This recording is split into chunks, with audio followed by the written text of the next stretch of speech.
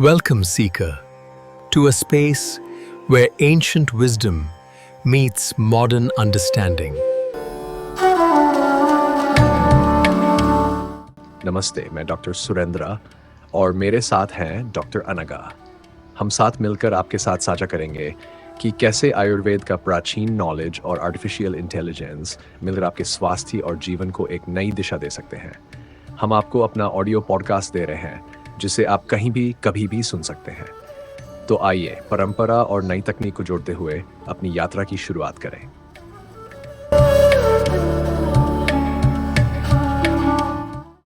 नमस्ते। आज हम आर्टिफिशियल इंटेलिजेंस मतलब एआई की दुनिया में जो कुछ हैरत अंगेज हो रहा है उस पर थोड़ी गहराई से बात करने वाले हैं।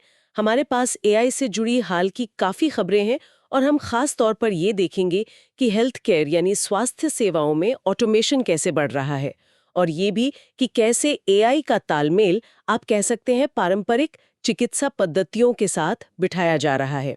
तो आज कोशिश यही है कि सारी जानकारी में से सबसे काम की बातें निकालें और समझें कि एआई हमारी सेहत की देखभाल और शायद उससे भी आगे के भविष्य को कैसे शक्ल दे रहा है। तो चलें शुरू करते हैं ये पड़ताल। बिल्कुल। और ये देखना वाकई दिलचस्प है कि कैसे एआई का असर बिल्कुल अलग-अलग दायरों में फैल रहा है। मतलब एकदम नई टेक्नोलॉजी से लेकर सदियों पुराने ज्ञान तक। हम यही समझने की कोशिश करेंगे कि इन बदलावों का असल मतलब क्या है और ये किस बड़ी तस्वीर का हिस्सा है। तो शुरुआत करते हैं कुछ ऐसी तकनीकी तरक्की से जो सच में सोचने पर मजबूर कर देती हैं। माइक्रोसॉफ्ट का एक सिस्टम आया है, एआई डायग्नोस्टिक ऑर्केस्ट्रेटर, MAIDXO। हाँ, एमएडीएक्सओ। बिल्कुल।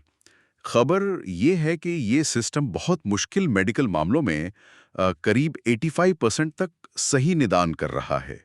मतलब बीमारी की पहचान। 85%? ये तो जबरदस्त है। हाँ, और कहा जा रहा है कि ये अनुभवी डॉक्टरों के मुकाबले कहीं बेहतर है, शायद 4 गुना तक, और खर्च भी कम कर रहा है। तो ये डायग्नोस्टिक तर्क में आप कह सकते हैं एक बड़ी छलांग है। सही कहा। यहाँ जो बात ध्यान खींचती है वो है मेडिकल सुपीरियर इंटेलिजेंस की तरफ बढ़ना। मतलब ये सिर्फ सटीकता की बात नहीं है। ये है कि एआई अब जटिल मेडिकल प्रॉब्लम को समझने, उनमें तर्क करने की क्षमता दिखा रहा है।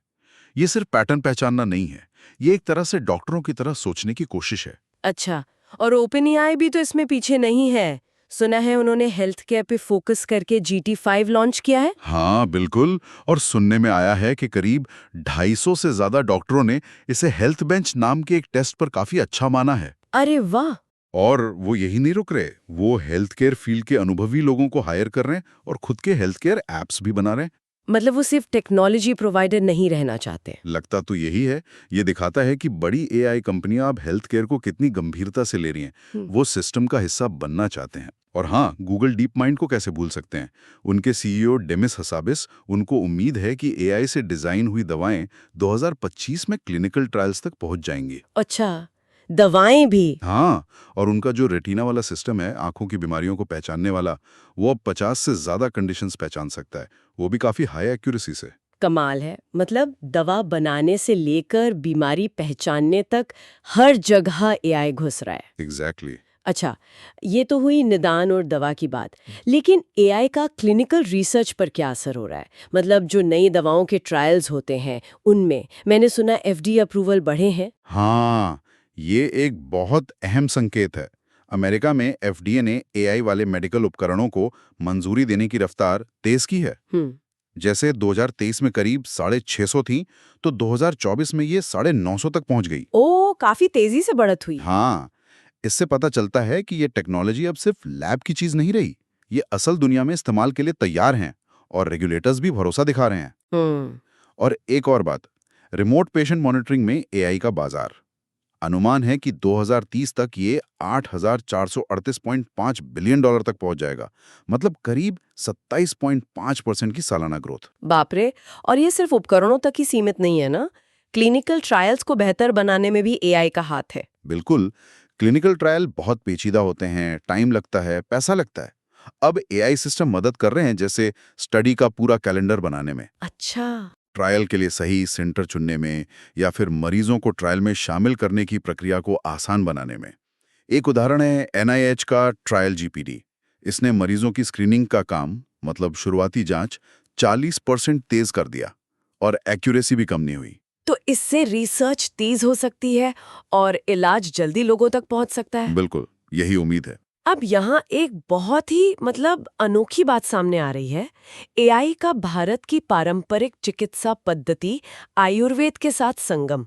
सुना है WHO, ITU और WIPO जैसी बड़ी संस्थाओं ने इसके लिए गाइडलाइंस भी जारी की हैं। हाँ, ये बहुत महत्वपूर्ण डेवलपमेंट है। ये पहली बार है कि पारंपरिक चिकित्सा और एआई के मेल के लिए कोई बड़ा अंतर्राष्ट्रीय फ्रेमवर्क बना है। ये इसलिए खास है क्योंकि ये सदियों पुरानी पद्धतियों को मॉडर्न टेक्नोलॉजी के साथ जोड़ने का एक रास्ता दिखाता है, एक तरह का स्टैंडर्ड सेट करता है। और इसमें कई देशों के अनुभव शामिल हैं, जहां एआई का इस्तेमाल हो रहा है पर्सनल आयुर्वेदिक सलाह के लिए, दवा खोजने में मदद के लिए, यहां तक कि जड़ी बूटियों को बचाने के लिए भी। लेकिन क्या ये सच में जमीन पर हो रहा है? मतलब एआई वाकई आयुर्वेद की मदद कर पा रहा है? वो प्रकृति विश्लेषण का जिक्र था सूत्रों में, ये क्या है? हाँ, प्रकृति आयुर्वेद का एक बेसिक कॉन्सेप्ट है जो हर इंसान की अपनी खास बनावट बताता है। अब एआई सिस्टम बनाए जा रहे हैं जो बायोमेट्रिक डेटा, फोटो और सवालों के जवाबों को एनालाइज करके प्रकृति का अंदाजा लगाते हैं।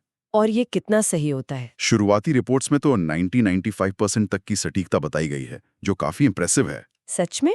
और वो नाड़ी परीक्षा, नब्ज देखने वाली बात, उसे भी एआई से जोड़ा जा रहा है? सही। नाड़ी परीक्षा आयुर्वेद की एक बहुत पुरानी तकनीक है।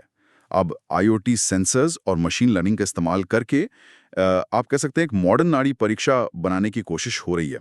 ये सिस्टम नब्ज की तरंगों का बहुत बारीकी से विश्लेषण करते हैं। कोशिश ये है कि पारंपरिक ज्ञान को साइंटिफिक डेटा से जोड़ा जाए। तो क्या भविष्य में ऐसा हो सकता है कि एआई हमें बताए कि हमें क्या आयुर्वेदिक खाना चाहिए या कौन सा योग करना चाहिए? हाँ, बिल्कुल।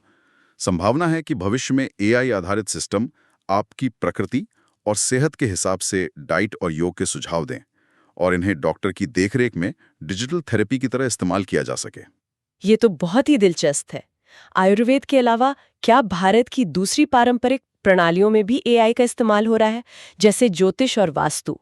ये थोड़ा हैरान करने वाला है। हाँ, ये एक और मजेदार पहलू है। वैदिक ज्योतिष पर आधारित एआई सेवाएं काफी पॉपुलर हो रही हैं। भारत में इसका मार्केट साइज 2024 में करीब $163 मिलियन था। और आगे बढ़ने की उम्मीद है? बहुत ज्यादा। अनुमान है कि 2020 तक ये $1.8 बिलियन तक जा सकता है। एस्ट्रोटॉक जैसे बड़े प्लेटफॉर्म्स हैं जिनके करोड़ों यूजर्स हैं। और अब को GPT-3, GPT-4 की वजह से ऐसे चैटबॉट भी आ गए हैं जिनसे लोग ज्योतिष के सवाल पूछ सकते हैं। और वास्तुशास्त्र में एआई क्या कर रहा है? घर का नक्शा बना रहा है? कुछ वैसा ही समझ लीजिए। अब ऐसे एआई वाले कंपास ऐप्स आ गए हैं जो 32 दिशाओं के आधार पर वास्तु का विश्लेषण करते हैं और तुरंत बताते हैं कि कौन सी चीज कहाँ रखनी सही रहेगी। और इससे भी आगे एआई टूल्स को आर्किटेक्चर के बिम सिस्टम मतलब बिल्डिंग डिजाइन सॉफ्टवेयर के साथ जोड़ा जा रहा है, ताकि डिजाइन बनाते समय ही वास्तु का ध्यान रखा जा सके। एग्जैक्टली। ये ऑटोमेटिकली चेक कर सकते हैं कि डिजाइन वास्तु के हिसाब से ठीक है या नहीं, और साथ ही सस्टेनेबल यानी पर्यावरण के लिहाज से बेहतर डिजाइन बनाने में भी मदद कर सकते हैं। और भारतीय दर्शन और एआई एथिक्स की भी बात हो रही थी, ये क्या मामला है? हाँ, कुछ रिसर्चर्स ये एक्सप्लोर कर रहे हैं कि क्या भारतीय दर्शन जैसे धर्म या कर्म के सिद्धांत एआई के नैतिक विकास के लिए कोई फ्रेमवर्क दे सकते हैं। क्या चेतना के बारे में वैदिक समझ मशीन लर्निंग को बेहतर बनाने में मदद कर सकती है? ये एआई एथिक्स पर एक बिल्कुल अलग नजरिए से सोचने की कोशिश है। अगर हम इन सब बातों को जोड़कर देखें तो ये सारे विकास विजन 2030 जैसे लक्ष्यों की तरफ इशारा करते लगते हैं, खासकर हेल्थ केयर में। सटीक दवाएं, एआई डायग्नोसिस, ऑटोमेटेड सिस्टम्स, ये सब तेजी से बढ़ रहा है। वो माइक्रोसॉफ्ट वाला MADAX शायद आने वाले मेडिकल सुपर इंटेलिजेंस की एक झलक है। बिल्कुल सही। और पारंपरिक चिकित्सा में एआई के लिए WHO का फ्रेमवर्क भी इसी बड़ी तस्वीर का हिस्सा है। ये दिखाता है कि भविष्य सिर्फ नई टेक्नोलॉजी का नहीं है, बल्कि पुरानी समझ और नई तकनीक के मेल का भी हो सकता है। और ये विजन 2030 के सांस्कृतिक विरासत को सहेजने वाले पहलू से भी जुड़ता है। और बाजार के आंकड़े तो वाकई चौंकाने वाले हैं। एआई हेल्थ केयर मार्केट 2024 में $26.57 बिलियन से बढ़कर 2030 तक 187.69 बिलियन, मतलब करीब 38% की सालाना ग्रोथ। हाँ, और पहनने वाले मेडिकल डिवाइस मतलब वेयरेबल्स का मार्केट भी लगभग 25% CAGR से बढ़ने की उम्मीद है। और लगता है डायग्नोस्टिक इमेजिंग मतलब एक्सरे, MRI जैसी जांचों में AI का दबदबा सबसे ज्यादा रहेगा। 50% से ज्यादा मार्केट शेयर का अनुमान है। हाँ, ये आंकड़े साफ दिखाते हैं कि AI का असर कितना गहरा होने वाला है।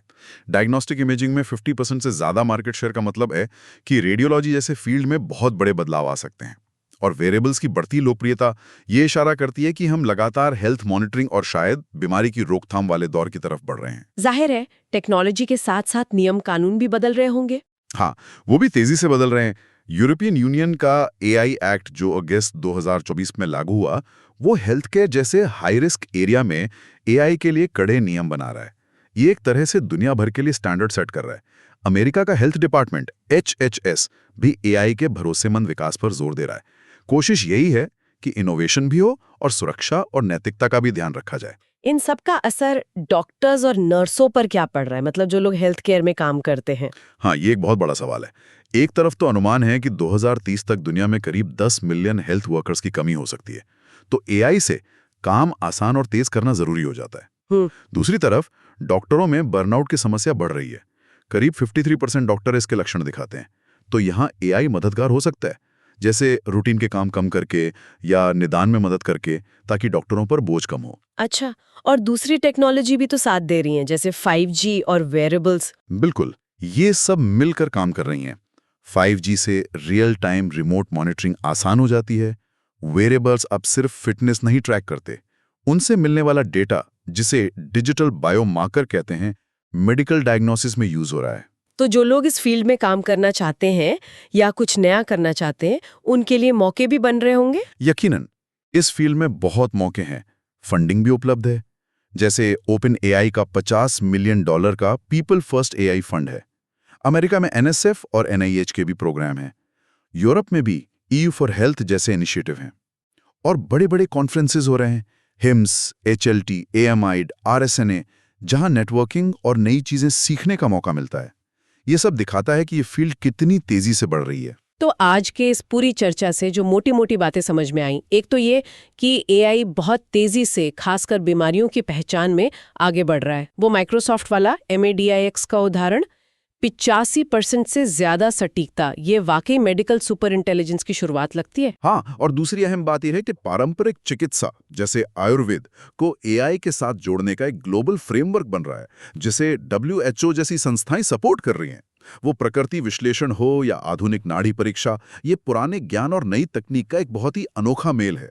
और ये भी कि इन कोशिशों को आगे बढ़ाने के लिए काफी फंडिंग और मौके भी मौजूद है। हाँ। और इन सब बातों पर सोचने के बाद एक सवाल मन में आता है जिस पर शायद आगे और विचार करने की जरूरत है। देखिए, जैसे जैसे AI आयुर्वेद, ज्योतिष या वास्तु जैसी पुरानी ज्ञान प्रणालियों के साथ इंटीग्रेट हो रहा है, तो इन पावरफुल टेक्नोलॉजी के नैतिक और जिम्मेदार इस्तेमाल के लिए हमें किस तरह के नए दार्शनिक या एथिकल फ्रेमवर्क की जरूरत पड़ सकती है? क्या हमारे पारंपरिक सिद्धांत जैसे धर्म या कर्म मॉडर्न AI एथिक्स के लिए कोई गाइडेंस दे सकते हैं? ये एक ऐसा सवाल है जो आने वाले वक्त में और भी महत्वपूर्ण हो सकता है। बिल्कुल, सोचने वाली बात है। खैर, आज के इस विश्लेषण में इतना ही। उम्मीद है ये जानकारी हमारे सुनने वालों के लिए उपयोगी रही होगी और उन्हें सोचने के लिए कुछ नया मिला होगा।